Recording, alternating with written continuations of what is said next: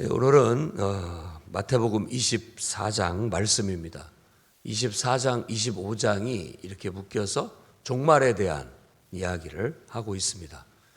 그러니까 이 종말에 대한 예수님의 가르침이 시작된 것은 이 예루살렘에 있는 아주 아름다운, 우리말로 한다면 으리으리한 성전을 보고 나오면서 제자들이 성전의 그 으리으리한 그 모습을 보면서 와, 대단하지 않습니까?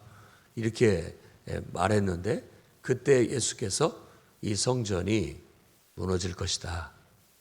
나중에는 돌 위에 남지 않을 만큼 황폐하게 될 것이다 라는 것을 예언하면서 이제 그 말이 시작이 됩니다.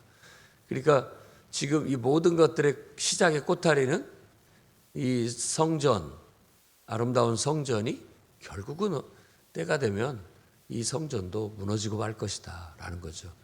근데 이 종말이라는 걸 거창하게 생각하지만 아무리 아름다운 사람도, 아무리 똑똑한 사람도, 아무리 뛰어난 사람도 언젠간 다 이렇게 죽습니다.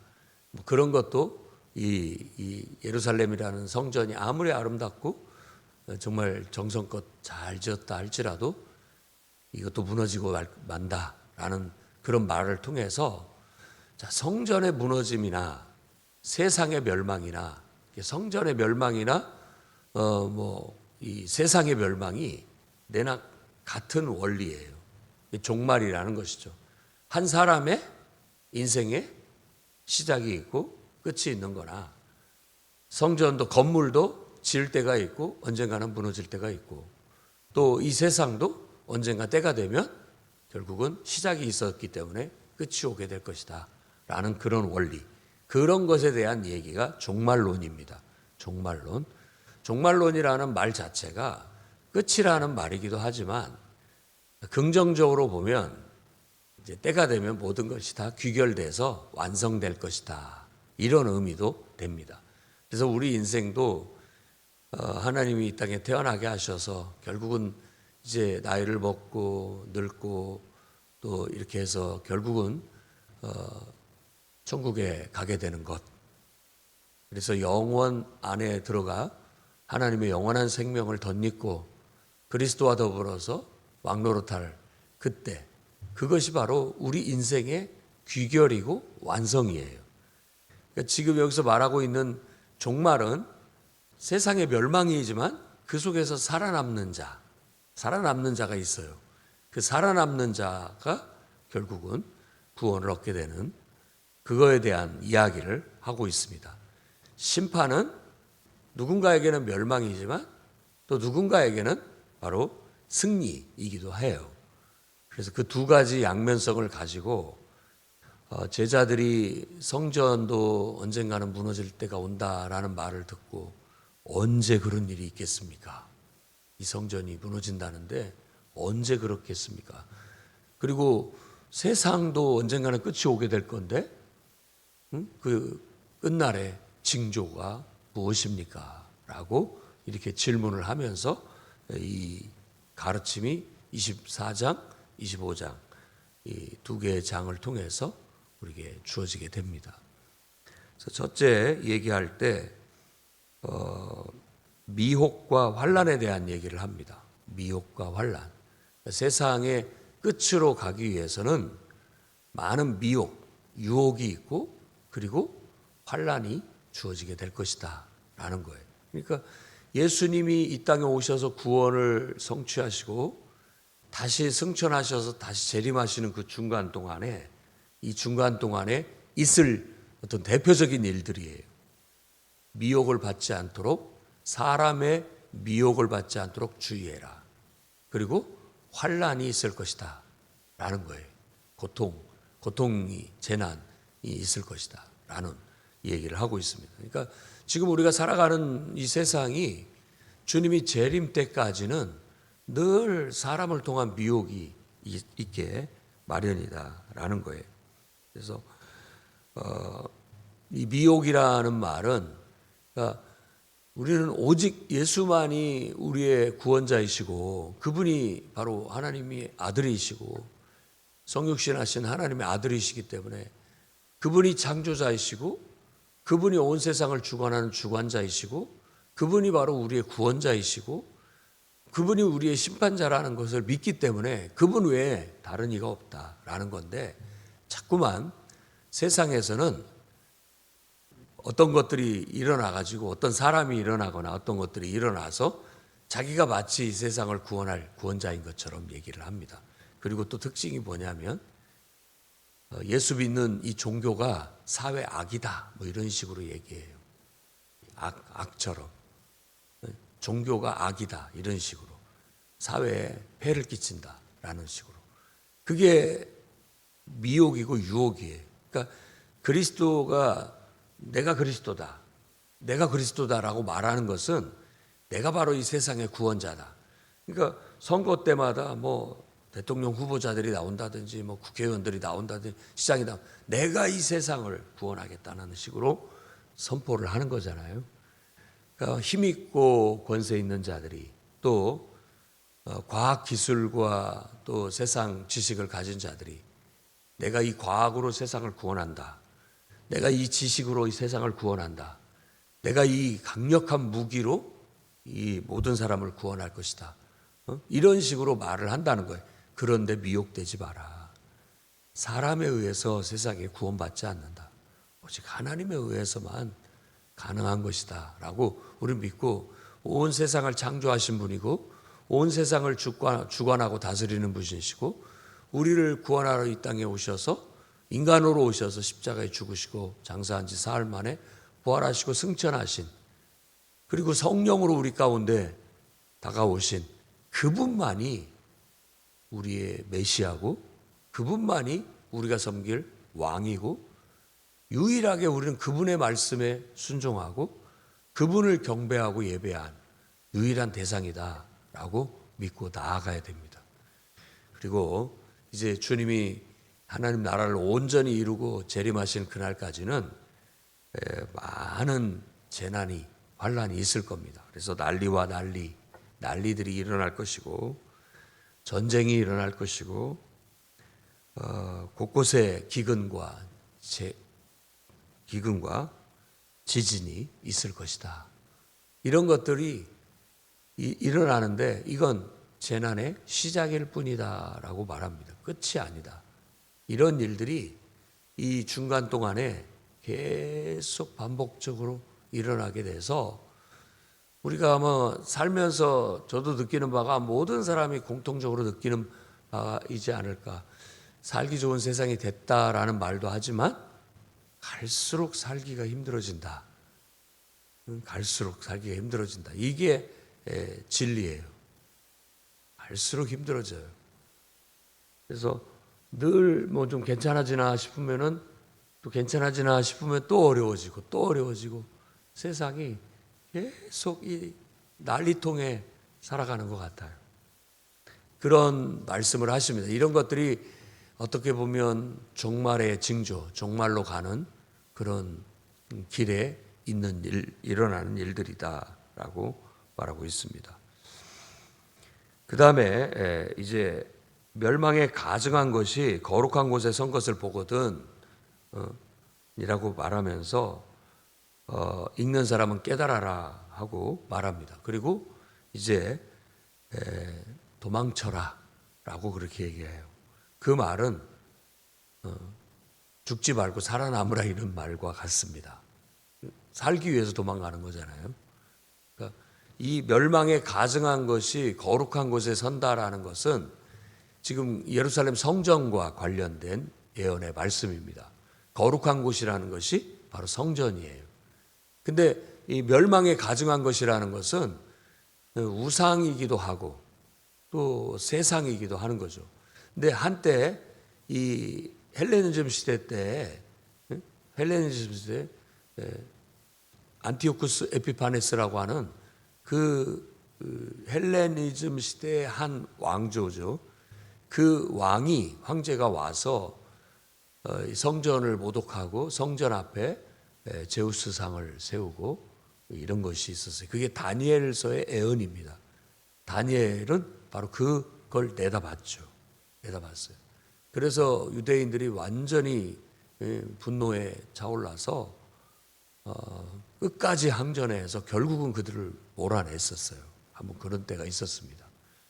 근데 그것을 멸망에 가증한 것이라고 다니엘이 예언한 것처럼 또다시 똑같은 일이 벌어질 것이다. 똑같이. 세상이 곧 우상으로 거룩한 성전을, 하나님을 모독하고 더럽히게 될 것이고, 그리고 그 후에 결국은 이 성전은 파괴되고 말 것이다.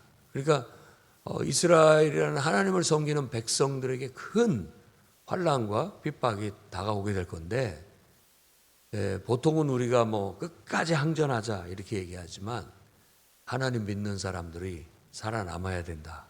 예수 믿는 사람이 살아남아야 된다라는 것을 강조하는 듯 예수님이 말씀하신 거예요. 우리 예수 믿는 사람들은 잘 살고 살아남아야 됩니다. 그래서 이 신앙을 또 다른 사람에게 끝까지 전하고 전수해야 됩니다. 그래서 이 신앙의 진리가 끝이 나서는 안 되겠고, 이 진리는 영원해야죠. 이 신앙은 영원해야죠. 하나님께서 그렇게 하실 겁니다. 하실 거예요. 하나님이 이스라엘을 멸망시킬 때에도 그 속에서 정말 알곡과 같은 아주 훌륭한 그런 믿음의 사람들을 다 보호하셨고 숨겨두셨고, 그들을 통해서 또 지금까지 그 신앙이 전수돼서 지금 온 세상에 이렇게 퍼지게 된 것도 바로 그런 모든 환난, 핍박, 고난 다 이겨내고 살아남은 예수 믿는 사람들, 참 진리를 수호하는 사람들을 통해서 이렇게 유지되게 된 거예요. 그러니까 정말 주님이 오실 때까지 그런 어떤 환난, 우리에게 닥친 예수 믿는 사람들을 미워하고 마치 예수 믿는 게 무슨 죄 짓는 것처럼 그렇게 호도하고 몰아붙여서 낙인을 찍고, 결국은 그런 일들이 일어난다 할지라도 우리가 잘 견디고 또 피하고 살아남아서 또다시 이 진리는 거기에서 뿌리를 내리고 어디서든지 또 자라서 전파되고 또 전파되고 진리는 살아남게 될 것입니다. 이 신앙은 살아남게 될 것입니다. 그래서 우리가 이런 일들을 위해서 기도해야 됩니다. 예수 믿는 사람들이 살아가는 것이 그렇게 쉽지 않죠. 어제 신의 악단이라는 그런 북한의 얘기인데, 북한의 예수 믿는 사람들에 대한 어떤 그런 얘기를 바탕으로 하고 있습니다. 순교당하고 있는 상황이죠. 예수 믿는 게 뭐가 죄가 됩니까? 성경을 읽는 게 뭐가 죄가 되겠어요?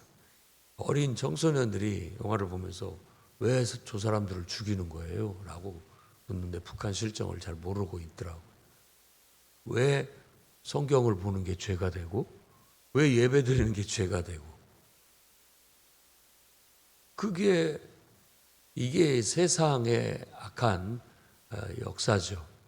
빨리 우리도 기도해서 북한의 우리 동포들이 또 예수 믿는 우리 형제들이 자유롭게 마음껏 우리처럼 이렇게 예배할 수 있고 기도할 수 있었으면 좋겠다. 그러면서 우리에게 질문을 던지는 거예요. 우리는 마음껏 예배할 수 있고 성경 볼 수 있는데 그런 자유를 줬는데 왜 안 하는지, 이제 그것도 우리가 좀 한번 생각해 봐야 할 문제인 거예요. 환난이 있고 핍박이 있을 때 그걸 피하면서 어떻게든지 성경을 읽고 예배하고 신앙을 지키고 진리를 수호하고 또 전파하고 이러는데, 이제는 마음껏 해라 라고 해놨더니 다 놀러 다니고 유흥을 즐기고 자기 인생이다 라고 하면서 자기를 사랑하자, 자기를 사랑하면서 정작 읽어야 할 성경도 안 읽고 드려야 할 예배도 안 드리고 그렇게 살아가는 또 다른 면이 오는데, 이게 고도의 사탄의 전략이 아닌가. 그러니까 어떤 상황 속에서도 믿을 사람은 믿어요. 아무리 상황이 좋아져도 결국 유혹에 넘어가는 사람들은 결국 신앙을 저버리게 된다라는 것을 느끼게 돼요. 그래서 우리는 너무 감사하다. 정말 자유롭게 예배할 수 있고 기도할 수 있고 복음을 전할 수 있는 그런 나라가 세계에 그렇게 많지 않아요. 대한민국이라는 곳이 하나님의 축복을 받은 곳이죠. 그래서 우리는 이 진리를 수호하고 끝까지 살아남아야 되고 더 건강하게 오래 사셔야 되고, 그래서 누구보다도 더 잘 살아서 이 진리를 더 힘있게 전할 수 있고 신앙을 정말 내가 모든 사람들이 귀감이 될 수 있도록 해나가면서 신앙으로 이끌고 천국으로 이끌고 영생으로 이끌 수 있는 우리가 될 수 있도록 힘써야 되겠습니다. 그렇게 되면 이제 때가 되면 예수님이 오신다는 거예요. 인자의 임함, 인자라고 말했지만 바로 그 인자가 메시아고 그 메시아가 바로 예수님이에요.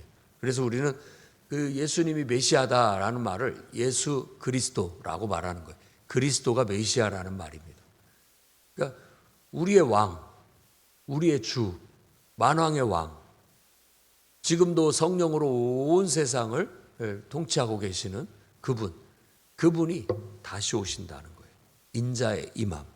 그래서 그 인자의 임함에 대한 예언을 얘기하고 있습니다. 그러니까 이 얘기 속에는 예루살렘의 파괴, 멸망, 그리고 세상의 멸망, 그리고 예수님 다시 오시는 재림, 이 세 가지가 섞여 있어요. 그리고 이 세 가지는 그 어떤 징조가 다 흡사해요. 흡사하다고. 원래 우리가 보통 망조들었다라고 그렇게 얘기하잖아요. 그런 것처럼 예루살렘 성전이 파괴될 때 분위기나 세상 끝날의 분위기나 그때 예수님이 다시 오실 때 그때 세상 분위기나 다 비슷비슷하다라는 거예요. 그래서 그때가 되면 큰 환란, 어떤 하늘의 권능이 흔들리고 징조가 나타나게 될 것이다. 그래서 이 이사야서의 예언자들의 용어입니다. 환란 후에 해가 어두워지고 달이 빛을 내지 않고 별들이 하늘에 떨어지고 하늘의 권능들이 흔들릴 것이다 라고 하면서 어떤 지구라는 우리가 본다고 한다면 대격변이 일어날 것이다 라는 것이고, 또 사회적으로도 보면 사회적인 대격변이라고 할 수 있죠. 그래서 권능들이 흔들린다라는 것은 이제 어떤 지도자들이나 사회의 질서나 어떤 그 권한을 가지고 있는 이런 모든 것들이 다 흔들리게 되면 세상이 아주 복잡해지게 되는 겁니다. 왜 이런 일이 있느냐? 이제 주님의 재림을 통해서 새로운 시대가 열리기 위해서. 그래서 이런 환란이나 고통을 예언자들은 해산하는 산모의 진통으로 예언을 했습니다. 진통. 고통이 있어야 아이를 출산하는 거잖아요. 그 아이는 새 시대예요. 새로운 시대. 새 하늘과 새 땅. 정말 하나님이 이 땅의 악과 저주를 다 걷어내시고 우리에게 더 이상 아픈 것도 병든 것도 늙는 것도 늙고 병든 것도 없고 고통받는 것도 불필요한 어리석고 미련하면서 오는 갈등과 이런 모든 것들, 죽음도 없는 그런 그야말로 이상적인 우리가 기다리는 모든 이에게 하나님께서 주시겠다고 약속하신 그 하나님의 나라가 그때 이루어질 거라고 우리는 믿어요. 그리고 그날을 바라보고 소망하고 오늘을 살아가는 것입니다. 그게 우리의 신앙이죠. 우리의 소망이고. 그래서 지금의 인생은 인생의 고달픔 속에서 빨리 그날이 왔으면 좋겠다라고 소망하고 사는 것이 종말을 사는 신앙인들의 태도라고 할 수 있습니다. 그런데 이제 그날이 오는 것은 아무도 모른다라는 거예요. 그렇지만 우리는 그날이 항상 임박했다라는 거 분별할 수 있는 분별력을 가지고 경각심을 가지고 살아야 된다라는 거예요. 그 소망과 경각심을 가지고. 근데 세상은 그러지 못할 것이다. 노아의 때와 똑같다. 노아의 때와. 무화과 나무가 이렇게 잎사귀가 나면 여름이 됐구나, 열매 맺을 때가 되면 가을이 됐구나, 뭐 이런 거 알듯이 사람들이 그걸 좀 알아야 되는데 그러지를 못하더라. 노아의 때 사람들이 그렇더라. 곧 세상이 하나님이 물로 심판하시니까 너희들 정신 차려라. 그리고 방주로 나와라 라고 해도 아무도 귀담아 듣지 않았어요. 다 무관심하고 그냥 자기 살기 급급했다라는 거예요. 그 자기 살기 급급했다라는 게 뭐냐? 모든 사람들이 진리에, 하나님의 말씀에 귀 기울이지 않고 먹고 마시고 시집가고 장가가고 자기를 사랑해서 자기의 삶을 사는데 급급하다 보니까 하나님도 찾지도 못하고 진리를 찾지도 못하고 귀 기울이지도 못하고 살아가는 모습, 그게 바로 앞으로 오게 될 세상이다.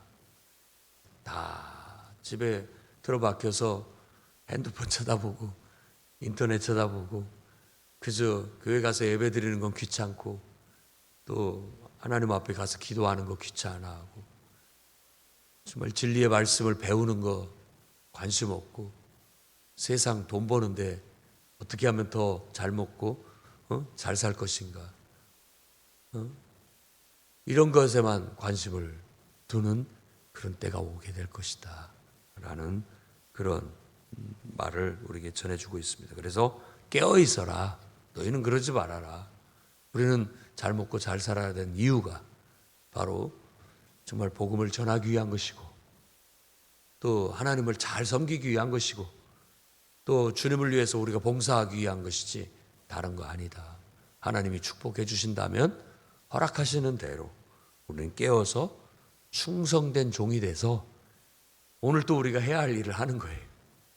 주인이 내 눈에 보이든 안 보이든 하나님이 있든 안 있든 늘 나는 내 할 일을 하는 거예요. 그냥 복음을 전하고 말씀을 가르치고 또 진리를 깨우치고 사람들을 기도에 위해서 기도해주고 천국으로 이끄는 그런 일을 하는 거예요. 그게 바로 여기서 말하는 충성되고 지혜 있는 종이에요. 주인이 있든 없든 집사람들을 잘 돌보고 먹을 걸 나눠주고 그러면은 주인이 와서 뭐라고 얘기하겠느냐? 칭찬하지 않겠느냐?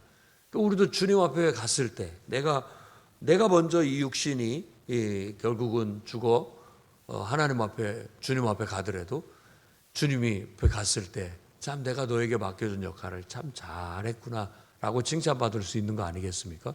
또 주님이 지금 오신다 할지라도 너 참 잘하고 있었다, 잘했다 라고 말할 수 있을 거예요. 그런데 주님이 더디 오신다고 주인도 없는데 뭐 친구들 불러갖고 술 먹고 또 막 종들 불러갖고 막 괴롭히고 때리고 그때 만일 주인이 아멘어서야 출도야 라고 하면서 왔다고 해보세요. 어떻게 되겠느냐라는 말을 하고 있는 거예요. 그래서 우리도 깨어 있어야 된다, 준비하고 있어야 된다라는 말씀을 오늘 주고 계십니다. 그래서 오늘 말씀을 묵상하면서 언젠가 세상 끝은 온다. 그리고 그때 주님이 오셔서 우리에게 새로운 생명과 영원한 생명과 하나님 나라를 선물로 주실 것이다. 그때까지 좀 어렵고 힘들어도 갈수록 살기가 힘들어지고 또 신앙생활을 하는 것이 어려워져도 잘 견뎌내고 살아남으셔서 이겨내셔서 정말 맡은 바 역할을 충실히 해서 어디서든지 아무리 핍박이 있고 어려움이 있다 할지라도 불가능해 보이는 그곳에서 우리는 진리의 씨앗을 뿌리고 이 신앙을 전수하고 사람들에게 하나님을 가르치고 복음을 전하고 영생이 있음을 알리고 천국이 있음을 알리고 전하는 저와 여러분이 되기를 주의 이름으로 축원합니다. 기도하겠습니다. 거룩하신 주님, 하나님의 말씀의 진리를 깨닫게 해 주시옵소서. 그리고 우리가 하나님을 섬기면서 살아가는 이것이 얼마나 기쁘고 행복한 것인지를 깨달아 알게 해주시고 다소 좀 어려움이 있고 환난이 있다 할지라도 사탄의 역사가 있다 할지라도 굴하지 않고 이 진리를 지키고 이 신앙을 지키고 전하는 일에 헌신하며 살아가게 해 주옵소서. 예수님 이름으로 기도드립니다.